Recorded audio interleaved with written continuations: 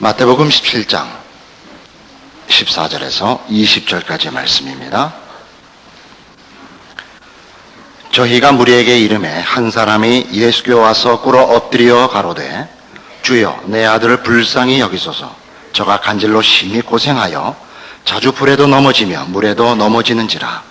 내가 주의 제자들에게 데리고 왔으나 능히 고치지 못하더이다. 예수께서 대답하여 가라사대 믿음이 없고 패역한 세대여, 내가 얼마나 너희와 함께 있으며 얼마나 너희를 참으리요.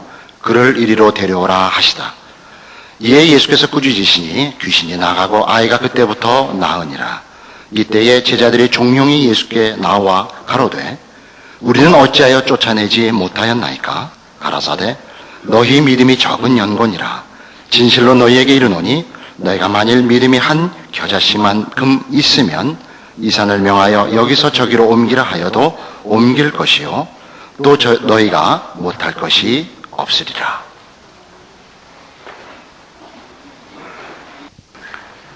예수님께서 변화산에 올라갔다 내려오시는 동안 산 아래서 그 남은 제자들이 그 귀신 들린 아이 하나를 고치지 못했습니다.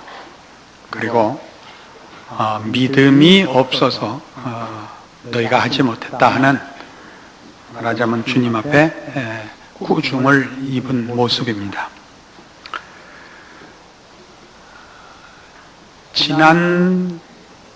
지지난번 설교에서 우리가 믿고 사는 현실이 십자가를 앞세워야 되고 심판을 보류하고 있어야 되는 현실인 것을 지적했고, 그런 차원에서 우리의 삶이 얼마나 고달픈가 하는 것들을 확인했었습니다. 그러나 이 신앙 현실의 고달픔은 외적 조건, 세상의 반대나 우리가 가진 힘과 심판권을 지금 드러낼 수 없는 이런 환경과 조건적인 외부의 차원에 국한되는 것이 아니고, 오늘 살피려는 바와 같이 내적인 갈등이 더 큽니다. 이 제자들이 받았을 충격, 그 마음에 가지는 절망감, 이런 것들이 사실 우리 믿는 성도들의 현실 가운데 가장 큰 문제로 등장하곤 합니다. 저 개인적으로도 이 신앙생활을 해오는 중에 제일 큰 문제는 언제나 제 내부에 있는 그 절망감들입니다. 우리가 가지는 이 신앙상의 절망감이라는 것은 인간이 죄의 본성으로 가지는 이기심, 세상 앞에 자신을 확인시키고 싶은 자존심, 이걸 어떻게 다 떨어버릴 수 없다는 데 있습니다. 가장 큰 절망은 언제나 여기서 옵니다. 우리는 예수님께서 16장의 24절에서 우리에게 이미 지적한 바와 같은 아무든지 나를 따르려거든 자기를 부인하고 자기 십자가를 지고 나를 쫓을지니라가 불가능한 것이 아니냐라는 심한 회의에 빠지곤 하는 것이 신자의 현실이라는 것을 경험하기 때문입니다. 저는 개인적으로 예배 마치고 밖에 나가서 성도들과 그 인사하는 것을 잘 안 하는 편인데, 거기엔 사실은 이런 일이 하나 있었습니다. 예배를 마치고 나가 서 있을 때 성도 여러분이 저에게 오늘 설교에 은혜 많이 받았습니다. 저한테 굉장히 큰 위로가 됩니다. 그러나 믿음의 선배들, 또 저보다 분명히 믿음이 낮다고 생각하는 분들은 그런 말을 듣지 말라 그러고, 그럴 때 다 하나님의 은혜입니다 그러라고 저한테 아주 강요를 하곤 하는데, 제 생각에는 누가 신앙적으로 괜찮은 일을 했을 때 어떻게 이렇게 훌륭한 일을 하셨습니까? 그럴 때 다 하나님의 은혜지요. 그러는 게 겸손인지 고급한 잘난 척인지 아직도 분간이 가지 않아서 그 표정 관리가 안 돼서 제가 안 나가섭니다. 하나님의 은혜입니다. 정답입니다. 그러나 그렇게 얘기하는 것이 그게 꼭 적합한가?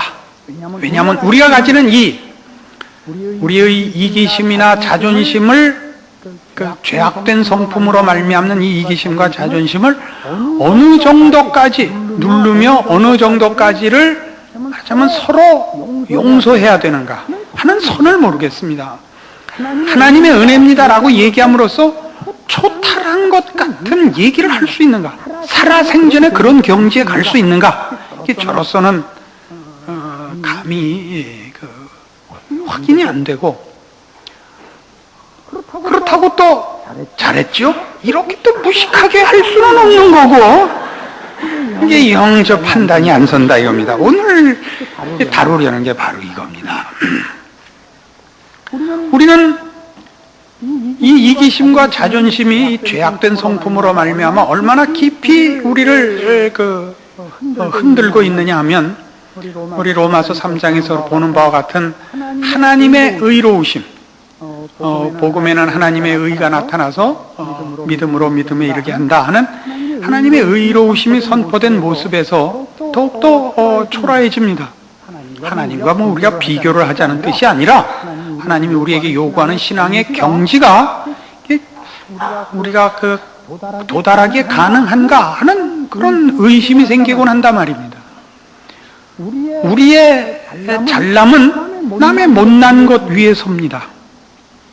우리의 똑똑함은 남의 어리석음 위에 서 있지, 하나님께서 하나님의 의로우심을 선포하시는 모든 사람을 용서하시고 사랑하시고 구원하여 드러내시는 하나님의 영광, 그런 경지로 우리를 초대하시는 이 신앙의 요구 앞에 우리는 사실 우리 자신이 불가능해 보이는 것입니다.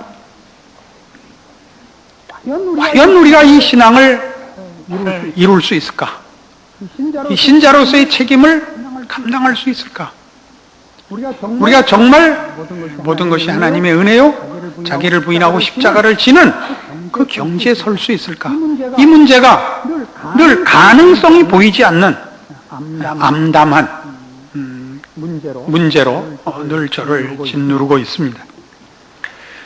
빌립보서 2장에 가면 말이죠, 우리 잘 아는 예수 그리스도의 순종의 모습이 등장을 하고, 이 모습을 말하자면 우리에게 신앙의 중요한 내용으로 요구하는 장이 나오는데, 여기에 말하자면 답이 있습니다. 신약성경 319페이지 빌립보서 2장 5절입니다. 너희 안에 이 마음을 품으라. 곧 그리스도 예수의 마음이니 그는 근본 하나님의 본체시나 하나님과 동등됨을 취할 것으로 여기지 아니하시고 오히려 자기를 비어 종의 형체를 가져 사람들과 같이 되었고 사람의 모양으로 나타나셨으며 자기를 낮추시고 죽기까지 복종하셨으니 곧 십자가에 죽으심이라. 예수 그리스도의 순종의 모습을 요구하고 있습니다. 예수님께서는 자신을 비우시고 순종하여 인간으로 오시고 십자가를 지시고 죽으셨습니다. 제가 여기에 답이 있다고 하는 건 이런 차원입니다. 자기를 비우고 순종하면 아무런 고통도 회의도 갈등도 없느냐 이겁니다. 그렇지 않습니다. 우리가 아는 대로 예수님은 겟세마네 동산에서 3번이나 아버지께 이 잔을 내게서 비켜주시옵소서라고 기도했고, 십자가상에서도 나의 하나님 어찌하여 나를 버리시나이까라고 울부짖으셨습니다. 그는 순종하러 오셨고 그 마음을 비워 기꺼이 이 짐을 지셨지만 고통스러우셨고 고민하셨습니다. 우리는 우리가 가는 신앙인으로서의 우리의 모습이 믿음을 가지고 순종한다, 자기를 부인하고 십자가를 진다 그러면 모든 회의와 갈등이 없어지고 순조롭게 신앙의 길을 걸을 수 있으리라고 너무 잘못된 기대를 하는 것이 아닌가, 이렇게 저는 문제를 풀고 있습니다. 우리가 가지는 절망, 우리가 가지는 참담함들은 우리가 감수해야 되는 내용들 중에 중요한 내용일 것입니다. 우리는 십자가를 지기로 하고 자기를 부인하기로 하면 그 다음에는 세상이 나에게 어떤 짓을 하든 전혀 영양받음 없이 씩씩하게 하나님의 길을 터벅터벅 걸을 수 있으리라고 그렇게 생각을 해서 이런 절망감에 쩔쩔매는 것이 아닌가 싶습니다. 우리가 가지는 자신에 대한 절망감이야말로 우리가 지는 십자가와 우리가 부인해야 하는 믿음의 가장 중요한 자세 중에 그 첫 번째 대면해야 될 짐일 것입니다. 마치 쓰레기 소각장으로 가는 쓰레기차 같이 우리는 그 안에 쓰레기들을 다 가득 담고 소각장에 가서야 비로소 털어버릴 수 있듯이 주님 앞에 서는 그날까지 우리는 이 세상으로부터의 공격뿐만 아니라 우리 내부로부터 일어나는 우리의 못난 것과 우리의 죄악된 성품으로 인하여 생기는 그 모든 절망감들을 우리 쓰레기통 안에 넣어서 감수하고 가야 되는 것이 아닌가 싶습니다. 그것이 말하자면 여기 빌립보서 2장 5절 이하가 요구하는 것입니다. 우리의 죽음은 세상에 대해서만 죽고 세상의 욕심이나 세상의 유혹이나 시험에 대하여 죽는 것일 뿐만 아니라 우리 자신에 대하여도 죽어야 됩니다. 우리는 우리의 절망감에 대해서도 죽어야 됩니다. 그 죽는다는 것이 그게 해답이 되느냐 하는 문제는 조금 이따 풀겠습니다만은 1차적으로 우리가 기억해야 하는 것은 우리가 가지는 신앙은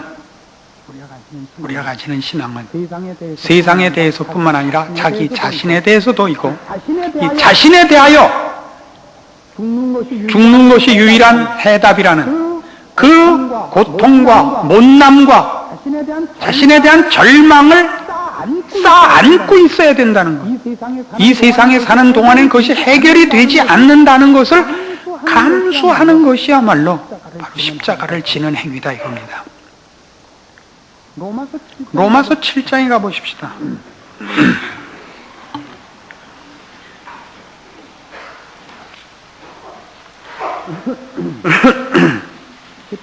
14절. 로마서 7장 14절. 우리가 율법은 신령한 줄 알거니와 나는 육신에 속하여 죄 아래 팔렸도다. 나의 행하는 것을 내가 알지 못하노니 곧 원하는 이것은 행하지 아니하고 도리어 미워하는 그것을 함이라. 만일 내가 원치 아니하는 그것을 하면 내가 이로 율법에 선한 것을 시인하노니 이제는 이것을 행하는 자가 내가 아니요 내 속에 거하는 죄니라. 내 속 곧 내 육신에 선한 것이 거하지 아니하는 줄을 아노니 원함은 내게 있으나 선을 행하는 것은 없노라. 내가 원하는 바 선은 하지 아니하고 도리어 원치 아니하는 바 악은 행하는도다. 만일 내가 원치 아니하는 그것을 하면 이를 행하는 자가 내가 아니요 내 속에 거하는 죄니라. 그러므로 내가 한 법을 깨달았노니 곧 선을 행하기 원하는 나에게 악이 함께 있는 것이로다.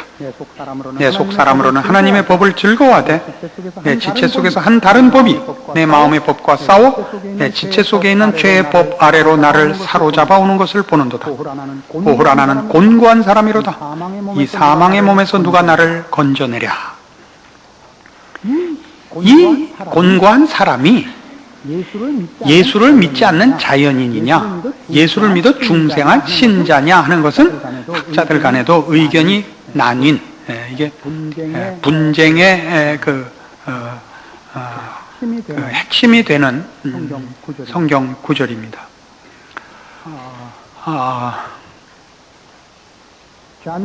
존 머레이 같은 사람은, 유명한 신학자 존 머레이 같은 사람은 이것을 신자의 갈등으로 보고 있습니다.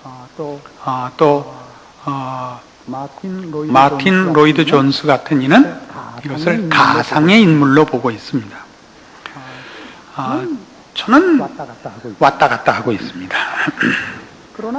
그러나 지금 오늘 우리가 다루려는 신자의 갈등을 논할 때는 신자도 이런 갈등을 겪는다 하는 쪽에도 적용이 됩니다. 이것을 신자가 겪는 갈등이라고 보는 것을 반대하는 사람들의 이제 그 근거는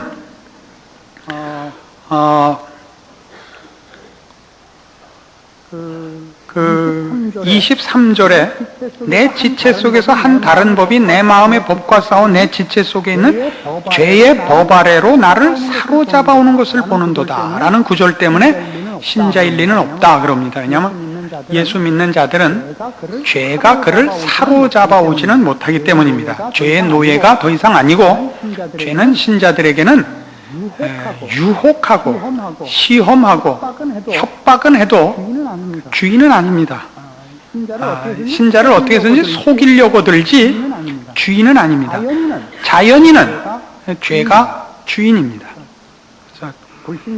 불신자들에게 이런 갈등이 없습니다. 신자에게만 일어날 수 있는 갈등입니다. 죄의 법과 하나님의 법과의 갈등을 겪는 건 신자입니다. 그러나 여기 죄의 법 아래로 나를 사로잡아 온다 하는 표현 때문에 신자가 어떻게 죄의 법 아래로 사로잡혀 올 수 있는가 라고 해서 이제 반대를 합니다만은 전체적인 표현은 분명히 신자가 겪는 갈등이라고 이해하는 것이 타당해 보입니다. 이 사람이 지금 겪는 게 뭡니까? 처음에는 우리가 예수를 믿는 문제에 관하여, 모든 일반적인 종교에 관하여 몰라서 죄를 짓는다고 생각을 합니다. 알면 죄를 안 짓는다고 생각을 합니다. 바로 여기 로마서 7장 지금 오늘 읽은 14절 이하의 말씀이 강조하는 것은 사람은 죄를 무지해서 짓지만 않고 알아도 죄를 짓는다고 합니다. 어떤 의미에서? 죄의 유혹에 휩쓸려서 의지가 약해서 인간이 못나서 알고 모르고의 문제만이 문제가 아니고 인간의 능력도 문제라는 것이죠. 인간은 죄 문제에 대하여 무지할 뿐만 아니라 무능하다 이겁니다.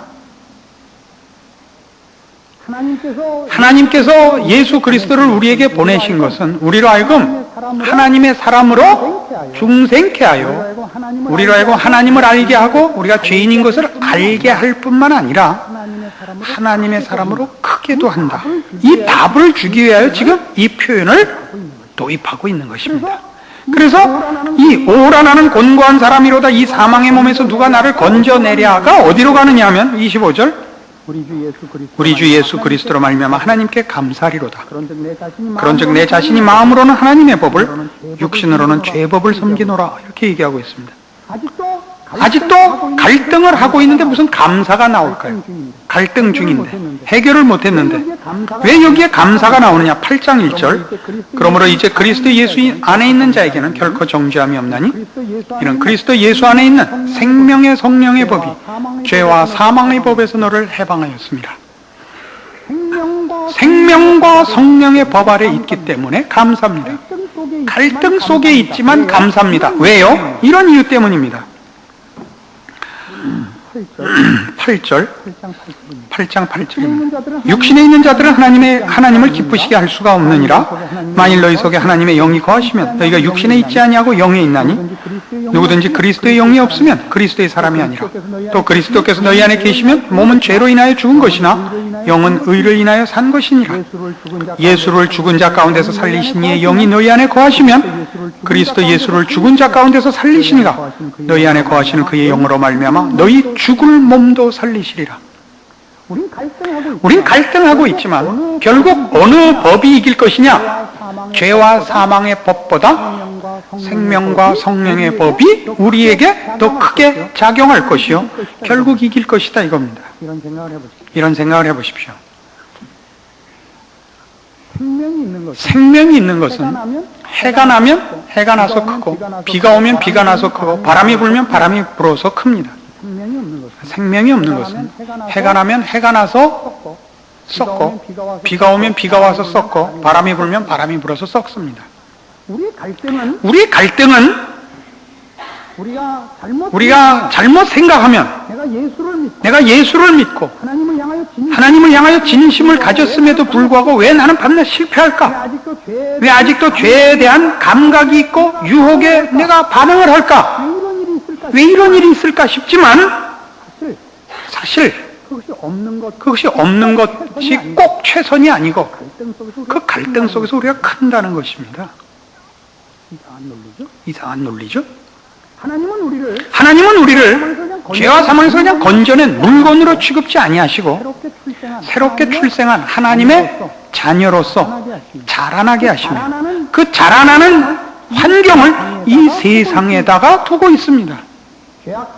죄악된 세상의 환경과 조건 속에 있으며 그 환경과 조건은 외부적인 조건일 뿐만 아니라 우리 속에 있는 옛 성품의 구습으로 우리가 타고난 본성으로 우리 안에 여전히 뿌리를 받고 있습니다. 그 속에서 하나님은 자기의 백성을 키우십니다. 생명과 성령의 법으로 그 안에서 우리를 키우고 완성시키십니다. 우리는 이 갈등을 절망의 조건으로 보고 있고 절망의 증거로 보고 있고 현상으로 보고 있고, 성경은 그것이 하나님의 자녀가 크고 생명이 시작이 되었고 완성으로 가는 증거로 채택하고 있다 이겁니다. 이 부분을 이해하셔야 됩니다. 여러분이 하나님의 백성으로 거듭난 것과 하나님이 여러분을 인도하시고 지금 여러분의 생애에 간섭하고 있는 증거가 뭐냐? 여러분의 갈등이다 이겁니다. 여러분이 하고 있는 절망이다 이겁니다. 불신자들에겐 이 갈등과 절망이 없습니다. 저들에게는 오직 한 마음뿐입니다. 저들을 부리는 죄악과 그 죄악을 따라 사는 노예된 저들의 현실이 있을 뿐입니다. 이 고민과 절망은 우리에게만 있습니다. 그래서 8장 28절 가시면 여러분 이 유명한 여러분들이 즐겨 외우시는 말씀이 나옵니다. 8장 28절 우리가 알거니와 하나님을 사랑하는 자 곧 그 뜻대로 부르심을 입은 자들에게는 모든 것이 합력하여 선을 이루느니라. 모든 것이 합력하여 선을 이룹니다. 우리의 실패, 우리의 무능, 우리의 못난 것마저도 선을 이루는 한 과정입니다.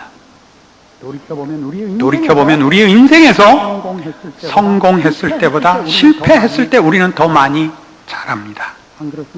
안 그렇습니까?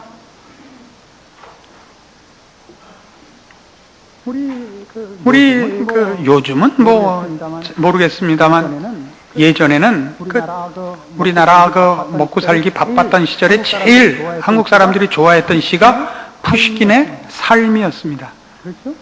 그렇죠? 삶이 그대를 속일지라도 슬퍼하거나 노하지 말라. 인생이란 다 그런 것이니라. 이렇게 되어 있습니다.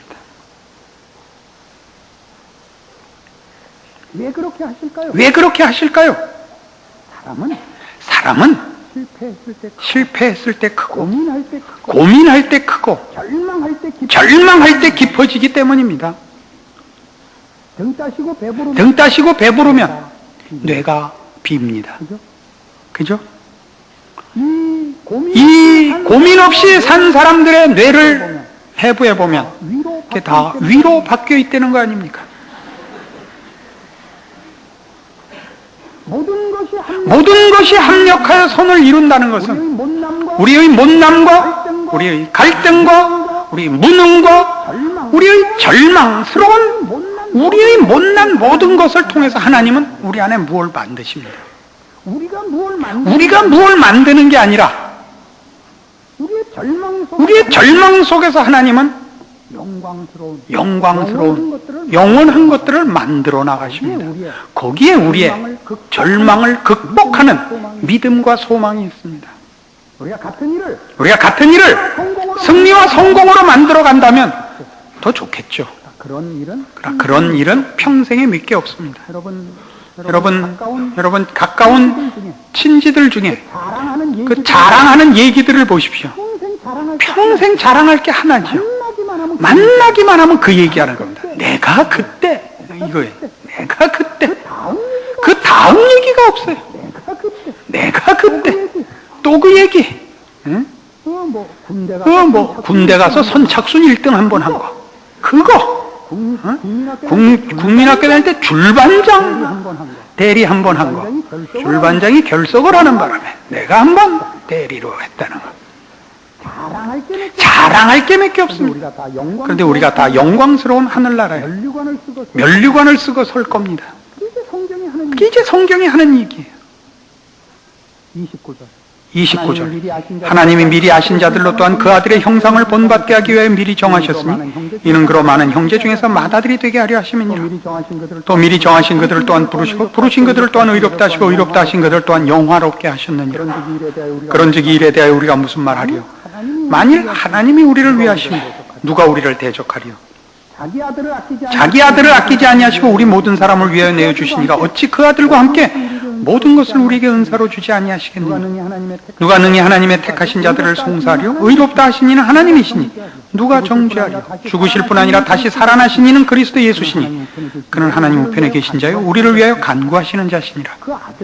그 아들을 아끼지 아니하시니가 다른 어느 무엇인들 우리를 위하여 못하시겠느냐? 말이 맞죠? 우리가 아직 죄인 되었을 때 그 아들을 우리를 위하여 내어주시니가 뭘 아끼겠습니까? 여러분이 가지는 절망들, 문제도 아닌 것입니다. 34절에 있는 말씀 좀 더 음미할 만한 것입니다. 누가 정죄하려 죽으실 뿐 아니라 다시 살아나시는 그리스도라 이겁니다. 우리를 죄에서 구원하기 위하여 죽으셨고 우리를 하나님의 백성으로 완성하시기 위하여 살아나사 하늘 보좌 우편에서 우리를 위하여 간구하고 계십니다. 이게 말하자면 신자된 모든 성도들의 자랑입니다. 우리 예수 믿는 사람들이 자신과 세상에서 보는 절망에도 불구하고 우리가 믿음 가운데서 승리하는 근본된 내용이 이겁니다. 나와 내 인생과 내 운명을 나 혼자 책임지지 않는다 이겁니다. 하나님께서 책임지신다 이겁니다. 이걸 책임을 떠넘기는 차원에선 써먹지 마십시오. 운명에 관한 차원에서 써먹으십시오. 믿음이란 나를 근거하여 나의 현실과 운명을 보지 않는 것입니다. 우리를 위하여 그 아들을 아끼지 아니하시고 보내신 우리 하나님 아버지를 근거하여 나와 현실과 영혼을 내다보기로 하는 것, 그것이 믿음입니다. 여러분의 지금 처지가 얼마나 조건으로서 괴롭든 혹은 여러분 자신에 대해서 절망스럽든 하나님께서 그 모든 것에서 우리를 구원하시고 완성하사 영광스럽게 세우실 것이라 믿는 것입니다. 무엇을 보고요? 그 아들을 십자가에 못 박은 것을 보고 여기에 모든 성도들의 소망과 믿음의 자랑이 있습니다. 우리 자신에 대해서 우리가 절망하고 우리가 사는 현실에 대하여 세상과 나에 대해서 괴로울 때마다 그러나 이 모든 것에서 우리에게 선을 이루시고 영광스러운 운명을 만드시는 하나님의 손길이 쉬지 않고 있다는 것 기억하여 하나님의 백성으로 사는 승리와 자랑이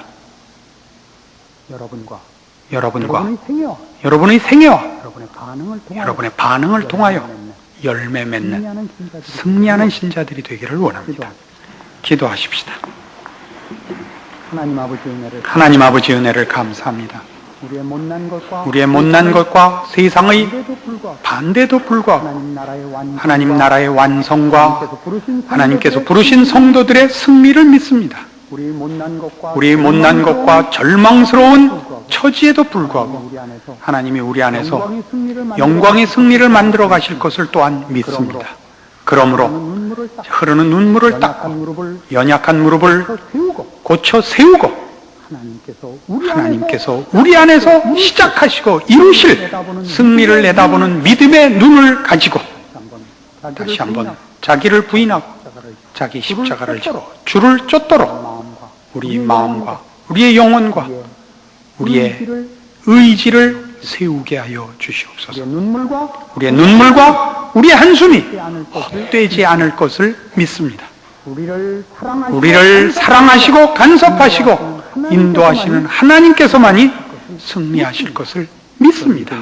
그 믿음이 우리의 전생에 걸쳐 나와 내가 사는 이 세상과 우리의 후손들 앞에 하나님의 크신 이름을 드러내는 가치 있는 인생이 되도록 지켜주시옵소서. 예수님 이름으로 기도합니다. 아멘.